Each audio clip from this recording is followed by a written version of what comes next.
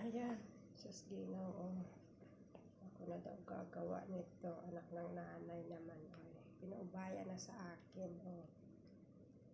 Kung saan ka pa. Anak ng nanay talaga. Ay, Diyos ko. Kawawa naman ang Inday. Ang daming trabaho. O, ayan. O, pag ganyan-ganyan. Pero salamat at may natutunan na naman ako. Diba? Ganyan talaga ang buhay ng Inday. O, pag ganyan-ganyan mo lang siya, o. Tapos lagyan mo ng palaman. Lagyan mo siya ng munggo. Dinurog na munggo. Tapos ganito daw. Ganyan mo daw. Pasahan mo daw sa dulo. Tapos ganyan daw siya. O, ganyan. O, diba?